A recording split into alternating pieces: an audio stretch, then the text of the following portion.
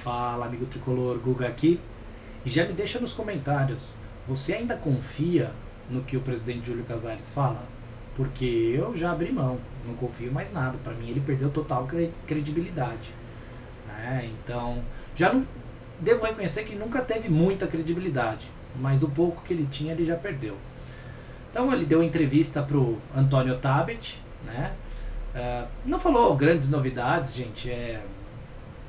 O Júlio Casares sendo Júlio Casares, ensabonetando em todas as respostas, né? Então, o pessoal lá no chat tava comentando, rolando o Casares Lero, né? Então, é bem isso mesmo. Ele começa a devagar e consegue levar o entrevistador, mas você vê que ele claramente está tentando te enrolar, né? Então, de fato, não trouxe nenhuma grande informação muito nova. Acho que só a questão da SAF que ele mencionou e um pouquinho sobre o acordo com o Marinacks, mas de resto, gente, bravatas e bravatas, né? Interessante que ele se desmente em um dado momento da entrevista. Ele no início ele falou que o primeiro mandato dele tinha sido para reconectar o torcedor do São Paulo, para recuperar a autoestima do torcedor tricolor, porque o time estava desconectado quando ele assumiu o clube. Ele recebeu o clube com uma herança maldita, muita dívida, e aí esse torcedor desconectado, com autoestima baixa, ele precisava ser resgatado. Então ele fez um movimento para que o time fosse campeão e tivesse figurando entre os vencedores e os principais pleiteantes aos títulos, para que essa autoestima fosse recuperada. E que aí, por conta disso, a dívida acabou subindo. Subiu só um pouquinho, né, Júlio? Quase dobrou, mas é só um mero detalhe, né? E aí no final da entrevista, quando ele está falando da possível sucessão dele, de quem são os candidatos, ele fala que não é interessante antecipar tanto as decisões do pleito, em quem que deve ser o apoiado para ser o próximo candidato. E aí ele tem que ver nesse candidato à sucessão uma pessoa que esteja comprometida com a recuperação financeira do clube e que não pode ser um aventureiro que venha querendo só ganhar títulos. Interessante, me lembrou o primeiro mandato dele, que ele tinha acabado de falar, né? Então, o próprio Júlio Casares se colocando no próprio lugar dele, um aventureiro. Então ficou bem claro isso, né? Então, não tem muito o que falar desse presidente, né, gente? Um cara que não dá para ser levado a sério, uma gestão desastrosa no comando do clube, gastos e mais gastos, aumento de dívida. Vocês vão se lembrar quando o Júlio Casares entrou no primeiro mandato dele. Ele entrou, não garantiu o Diniz, o São Paulo era o primeiro do campeonato, ele não garantiu o Diniz, dali em diante o Diniz começou a fazer aquelas besteiradas, chamou o Tietê de perninha, mascaradinho, e aí o São Paulo andou para trás. Então ele já começou dando seu cartão de visita logo na entrada, né, de toda a sua incompetência. E aí, né, gente, ele começa a se vangloriar dos números, do aumento de faturamento, que de fato, gente, aí foi um mérito da gestão dele, mas não adianta aumentar o faturamento em X e a dívida em 5X.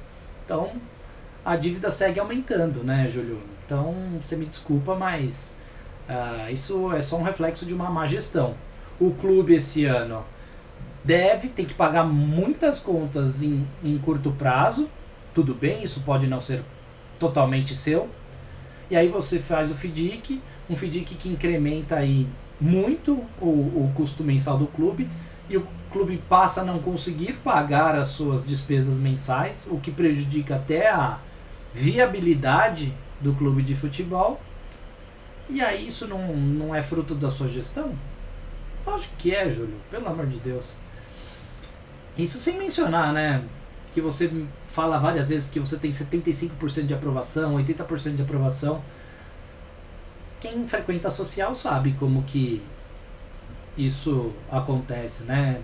Bastante evento, bastante autopromoção, bastante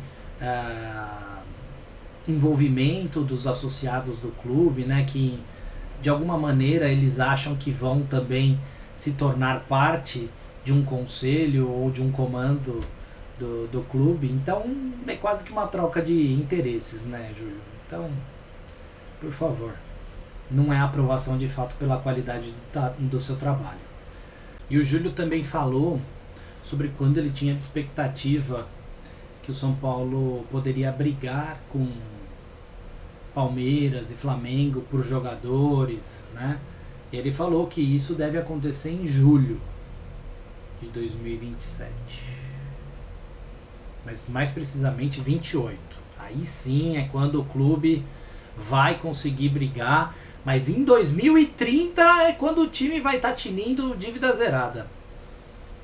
Você acredita nisso, gente? Sinceramente. O cara tá projetando algo para depois do mandato dele. Não dá para ser levado a sério, né, gente? Isso que ele falou, e isso é o mais preocupante, porque a gente sabe da dificuldade que o São Paulo está tendo esse ano, mas ele falou que 2026 vai ser um ano muito duro. Ou seja, se 25 tá difícil, 26 vai ser mais, porque o clube tá cheio de dívida, não vai contratar ninguém de novo. Então, basicamente, gente, o que esse cara tá contando é com venda de jogadores. É isso, esse é o otimismo do Júlio. Venda de jogadores. E ano que vem, e esse ano, não cair. Ou seja, São Paulo depende de duas coisas que não estão no controle do Júlio Casares e que a gente não tem garantia nenhuma, né? Ou vocês acreditam piamente que o São Paulo, sem contratar, com um elenco curto, cheio de lesões, São Paulo nesses 2 anos não cairá?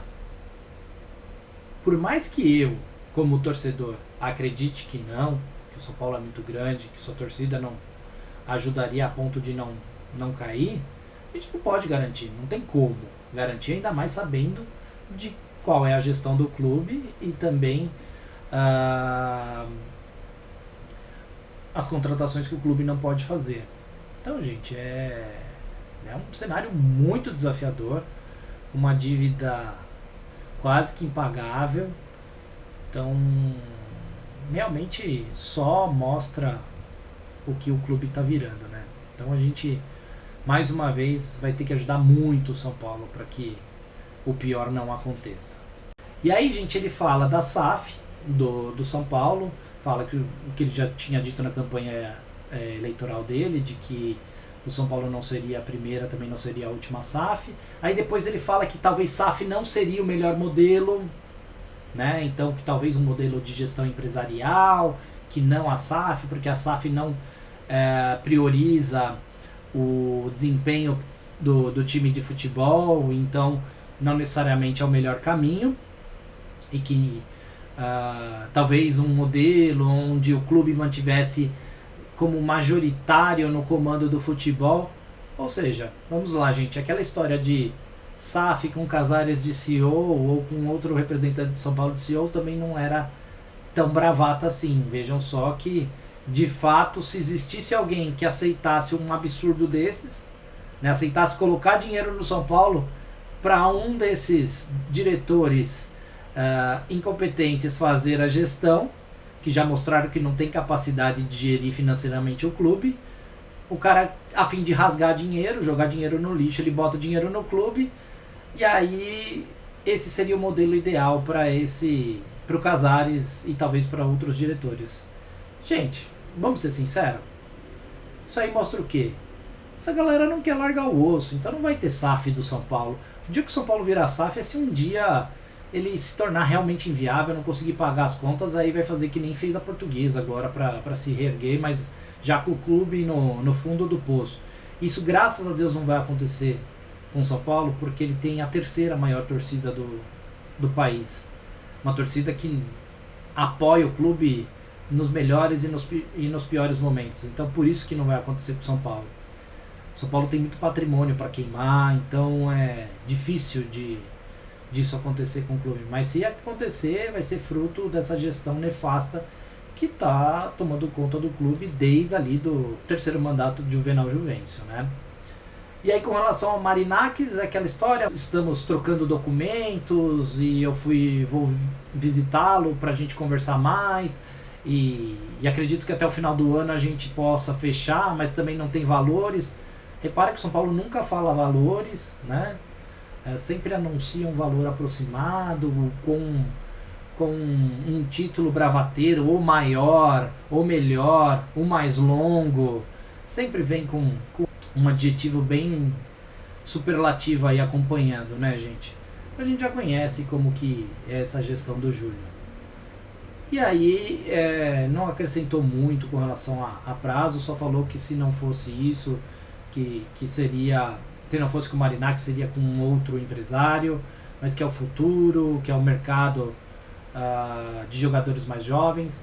Nisso eu concordo com ele, eu acho que existe um mercado e de fato se deve explorá-lo, mas os jogadores precisam ter legado esportivo no clube, não pode só sair. E outra, né, gente, se fala assim, o empresário vem, bota dinheiro, custeia a base, o São Paulo passa a conseguir contratar jogadores semi-prontos, e aí quando vender o cara tem um percentual. Vocês acreditam nisso, gente? Sério mesmo? O cara vai vir, vai botar 100 milhões, 200 milhões de dólares, e aí ele fica só com uma parcela do jogador, custeia a base. É subestimar demais a inteligência do São Paulino. É lógico que o cara vai ter muito mais vantagem, gente. Ninguém tá rasgando dinheiro. O cara é empresário, o cara bota dinheiro e quer tirar dinheiro. Então não é só isso, a menos que seja um percentual assim absurdo. Aí ele fala do Beraldo como exemplo, né, que o São Paulo só tinha 60%. Gente, me corrijam se eu estiver errado. O São Paulo, um pouquinho antes de vender o Beraldo, comprou mais 20%. Em tese comprou, né, porque não pagou até hoje o 15 de Piracicaba por mais 20% do passe. Não era isso? E aí então o São Paulo ficaria com 80% dos 20 milhões que o Beraldo foi vendido. Então 16 milhões de euros. Então você vê que até nessas falas tem situações que não se conectam com o que foi falado lá atrás. Então o que pra mim mostra que é tudo uma grande manobra, sempre tem um jeitinho de falar, um jeitinho de arquitetar uma forma de vender melhor e a situação real a gente nunca fica sabendo, né? Então, que só mostra, né, gente, que não tem credibilidade nenhuma o presidente. Aí ele deu umas alfinetadas no Barolo, né, falando, porque chamam ele de presidente blogueirinho, mas que não é isso, e que ele não dá muita bola pro que falam. Tanto não dá bola que mencionou, né. Mas enfim, um cara que não dá pra confiar, né, gente. Vejam a situação do clube hoje. Tudo que se gastou para contratar jogador, trazer jogadores péssimos, de qualidade duvidosa. Então, não tenho o que falar. Falta total de transparência. Então, SAF no São Paulo, gente, é aquilo que eu falei. Só se um dia o time estiver falindo mesmo. Ou se tornar praticamente inviável. Esse acordo operacional da base certamente não é só isso que estão falando. Então, basta ver o contrato de patrocínio com a Superbet, né? A hiperexposição que ela tem em vários esportes, modalidades esportivas, em várias plataformas do São Paulo, o nome do CT agora que muda para Super CT. Bom, gente, nada é bem assim como é divulgado pelo São Paulo, o que só demonstra toda a falta de transparência e competência dessa direção. Tá certo, galera? Então, só pra falar aí um pouquinho dessa entrevista, vou deixar o link na descrição para quem tiver interesse em assistir. Recomendo que assista na íntegra. Tem muita bravata, mas dá para entender um pouquinho de como que funciona a cabeça do Júlio, né? E como ele se enxerga como o salvador da pátria, e sendo que ele foi quem levou o São Paulo para esse buraco em sua maior parte. Ele deu a maior contribuição única para essa dívida do São Paulo, né, gente? Então, não tem muito o que falar, tá certo? Então, gente, fiquem com Deus. Deixa aí nos comentários o que vocês acharam da entrevista, se vocês ainda confiam no que o Júlio fala. Deixa sua curtida, não se esquece de inscrever no canal e até o próximo vídeo.